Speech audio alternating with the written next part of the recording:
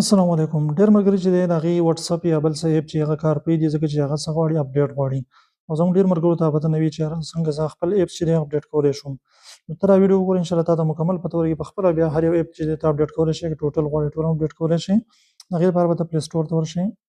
پلی سټور ته چې ورغلې بیا به دا کوم ایمیل یا جیمیل اپشن دی دا به ووهې. په دې کې بیا ته څه وکړې لاندې به راشې.